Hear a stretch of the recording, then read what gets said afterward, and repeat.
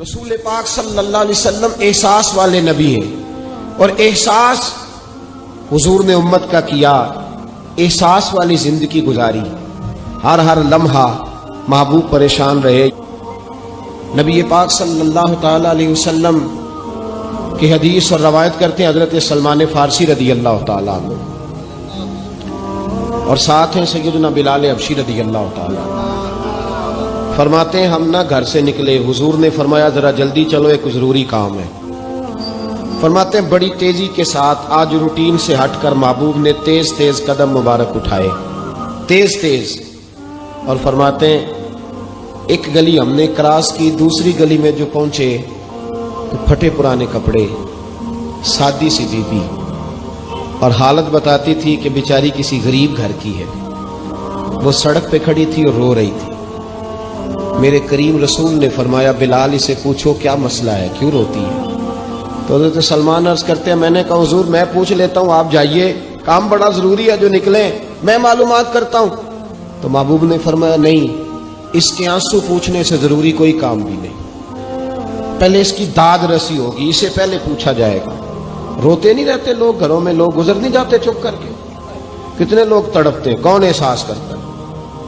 نبی پاک سید عالم صلی اللہ علیہ وسلم رکے اور اس خاتون سے پوچھا کیا بات ہے؟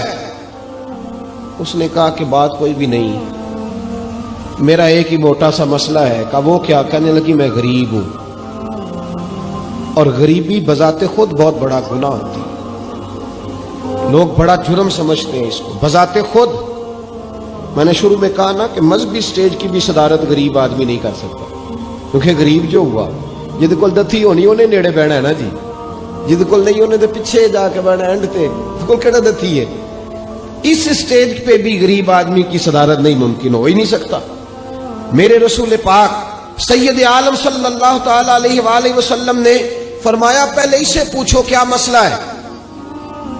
وہ کہنے لگی میں غریب ہوں، بوڑھی ہو گئی ہوں، ساری زندگی غلامی میں گزاری ہے، تیل لینے آئی تھی 5 دینار کا، بوتل میں تیل بھروایا ہے، اور اب بوڑھی ہوں نا تو کمر درد کرتی ہے، پیر پیچھے موڑا ہے تو میں گری ہوں، تیل زمین پی گئی ہے، اب زمین تو واپس نہیں کرتی، لیکن واپس جاؤں گی تو ایک یہودی عورت کی ملازمہ ہوں، وہ درے سے مارے گی، کھال ادھیڑ دے گی، میں بڑی پریشان ہوں، اب نہیں مار کھائی جاتی، ہڈیاں بوڑھی ہیں، قربان جاؤں۔ حضرت بلال کو حضور نے حکم دیا، فرمایا دوڑ کے گھر جا 5 دینار لا۔ فرماتے ہیں 5 دینار لائے، تیل خرید کے دیا، وہ پھر رونے لگی۔ فرمایا آپ کیوں روتی ہے؟ اس نے کہا بتایا نا غریب ہوں، غریب کا جرم کوئی نہیں ہوتا، لیکن پیس دیا جاتا ہے، پھر بھی مار تو اب بھی پڑے گی، اب کیوں پڑے گی؟ اور اس کرنے لگی محبوبہ مار اس لیے پڑے گی کہ دیر سے کیوں آئی ہے۔ تو میرے کریم رسول اور وہ بی بی حضور ابھی آئے ہیں مدینہ طیبہ، امام یوسف صالحی فرماتے ہیں ابھی آئے تھے حضور، سبل الہدی والرشاد کے مصنف کہتے ہیں ابھی آئے تھے نبی پاک، وہ جانتی بھی نہیں تھی۔ تو سید عالم صلی اللہ تعالی علیہ وسلم نے فرمایا اچھا مار پڑے گی؟ کہا ہاں۔ او بھائی کونسلر جو کل آپ کو کہہ رہا تھا نا میں آپ کا خادم ہوں، کونسلر بے گناہ، بلکہ ہمارے SHO صاحب اگر چودھری پہ پرچہ آ جائے تو اس کو ٹیلی فون کر کے پوچھتے ہیں صاحب جی تہاڈے خلاف درخواست آئی ہے، ادا کی کرنا ہے؟ تو غریب آدمی بیچارہ، اس کی غلطی یہ تھی کہ وہ غریب تھا تو اس نے ریڑھی لگا لی چوک میں، اس کو دبوچ کے لے گئے، تینوں پتہ نہیں اتنے نہیں کھلوئی تھا، تو اس کے پاس کل انویسٹمنٹ ہی 5000 تھی، سارا لے گئے۔ پھر وہ کونسلر صاحب کے پاس چلا گیا، سر میرے نال چلے آدھے ذرا میں تھانے جانا ہے۔ انہوں نے کہا گڈی کرائی ہے، پیسے ہے نہیں ایویں تھانے جائیدا ہے۔ اب وہ گاڑی لایا ہے، پتہ نہیں کہاں سے لایا ہے، تھانے پہنچا ہے، اور یہ ہے ہمارا حال کہ وہ SHO بھی بیٹھا ہے کرسی پہ اور کونسلر بھی کرسی پہ بیٹھا اور وہ غریب پیروں میں بیٹھا ہے، اور ہاتھ باندھ کے کہہ رہا میری ریڑھی دے چھڈو، میریاں 4 دھیاں نے تو میں شامی کھانا کھڑنا ہے۔ کدھر گیا امت کا وہ ذوق؟ ساری زندگی نعتیں سننے والوں بتاؤ تو صحیح نعت نے تاثیر کیا دی ہے روح؟ اگر ابھی بھی گھاڑی غریب کے پاس کھڑی نہیں ہوتی تو پھر کیا اثر ہوا ساری زندگی نعت سننے کا؟ میرے مصطفیٰ کریم سید عالم صلی اللہ تعالی علیہ وسلم نے فرمایا اس خاتون سے یہاں کونسلر ساتھ نہیں جاتا، کہتا ہے کر دیا ٹیلی فون، سویرے 9 بجے پہنچ جانا، اور کائنات کی سب سے معزز شخصیت حضرت سیدنا بلال حبشی رضی اللہ تعالیٰ عنہ فرماتے ہیں میرے نبی پاک نے فرمایا بی بی چل میں تیرے ساتھ چلتا ہوں. گویا اللہ کی ساری رحمتیں اس کے ساتھ ساتھ چلنے لگی. اور آگے آگے نہیں, ساری کتابیں پڑھ لو, وہ پھٹے پرانے کپڑوں والی بی بی آگے آگے اور اللہ کے کریم رسول پیچھے پیچھے. ساری گلیاں اس نے پھرائی, مدینے کی صحرا آ گیا. ایک دروازے پہ دستک دی, سے مالکن آئی. وہ بی بی بعد میں کہتی ہے میں بھی بڑی ڈاڈی تھی, طاقت ہی نہیں تھی میرے سامنے کو کھڑا ہو سکے, لیکن جب میں باہر نکلی تو میں نے نور کے حالے میں لپٹی ہوئی ایک عظیم ہستی کو دیکھا.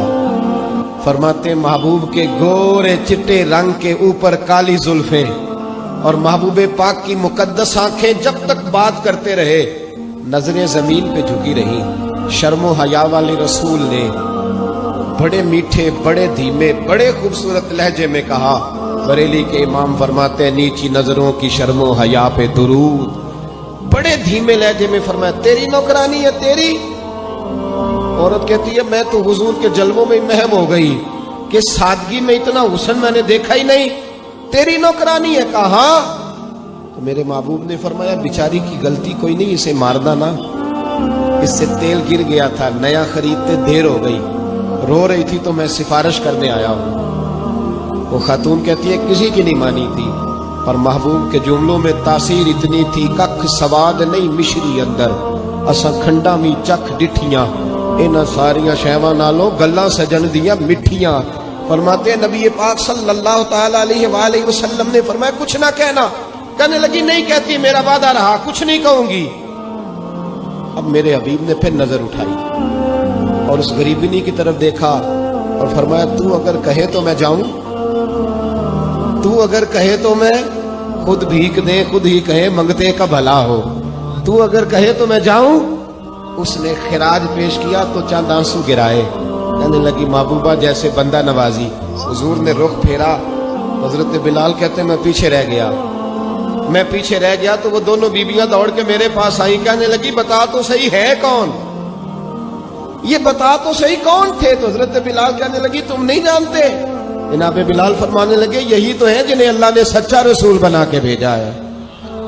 بیبیاں دوڑ کے آئی, کہنے لگی محبوبہ دروازے تک آئے ہو تو خالی تو نہ لوٹاؤ, مہربانی فرماؤ ہمیں بھی کلمہ پڑھا دو. بھائی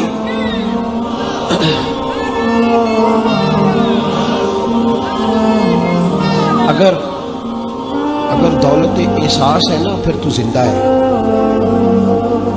جو زندہ ہوتا ہے اس میں لچک ہوتی ہے, جو مر جاتا ہے وہ اکڑ جاتا ہے. اگر زندگی ہے تو پھر احساس ہونا چاہیے. اگر تیرے اندر زندگی ہے تو پھر احساس ہے, اور اگر تیرے اندر احساس نہیں رہا نا تو پھر زندگی زندہ دلی کا نام.